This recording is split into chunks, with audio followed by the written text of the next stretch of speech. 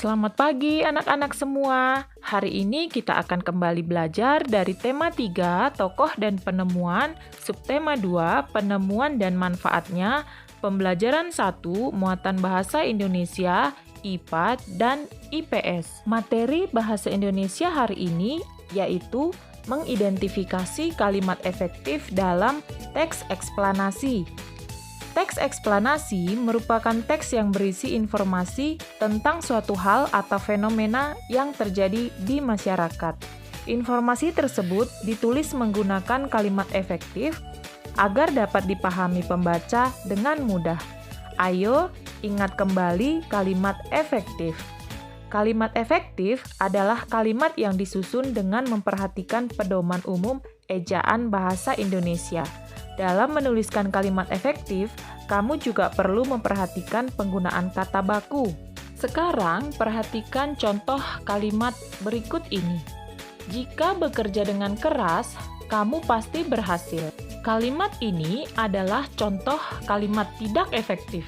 Maka, kalimat efektifnya adalah kamu bekerja dengan keras, maka kamu pasti berhasil.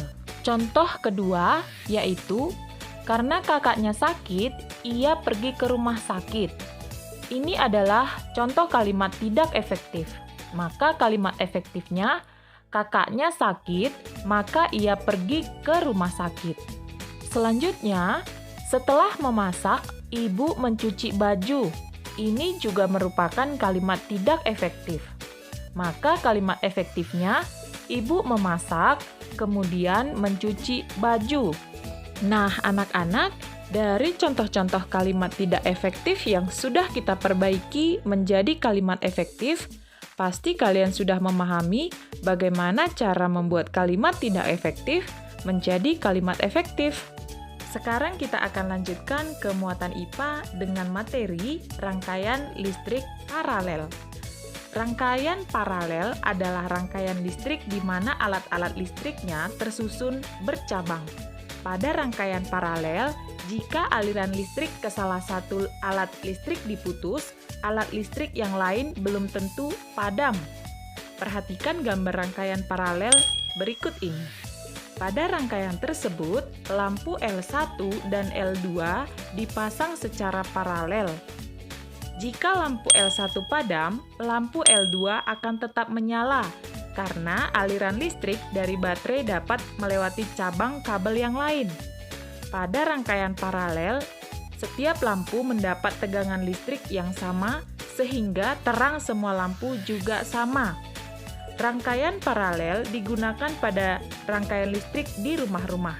Ketika salah satu lampu di ruangan rumahmu padam, lampu-lampu yang lain tidak akan ikut padam. Rangkaian paralel juga dimanfaatkan pada lampu lalu lintas. Nah, anak-anak, sekarang kalian sudah mengetahui bagaimana gambar dari rangkaian listrik paralel. Selanjutnya kita akan pelajari muatan IPS dengan materi perubahan sosial budaya dalam bidang iptek dan pendidikan. Dahulu, masyarakat memperoleh ilmu pengetahuan hanya dari sekolah dan buku. Teknologi pada masa itu masih terbatas. Lama-kelamaan teknologi pun berkembang. Hadirlah radio. Berbagai informasi didengar dari radio atau disampaikan secara lisan. Seiring kemajuan iptek, hadir pula televisi yang dapat menyampaikan informasi berupa gambar dan suara. Melalui televisi, masyarakat memperoleh informasi lebih lengkap. Misalnya, informasi tentang kemajuan pembangunan di Indonesia. Tayangan berita di televisi menginformasikan kemajuan pembangunan yang dapat dilihat. Contoh nyatanya seperti pembangunan jalan, waduk, sekolah, dan rumah sakit. Kini, masyarakat memperoleh lebih banyak informasi dan ilmu pengetahuan. Kehadiran televisi membawa perubahan sosial budaya di masyarakat. Namun demikian, tayangan televisi harus disikapi secara bijaksana. Kita harus bisa memilih tayangan-tayangan yang sesuai dengan usia kita. Selain itu, waktu menonton televisi harus kita perhatikan agar tidak mengganggu waktu belajar kita. Nah, anak-anak, Sampai di sini pelajaran kita hari ini. Sampai bertemu lagi di pelajaran berikutnya.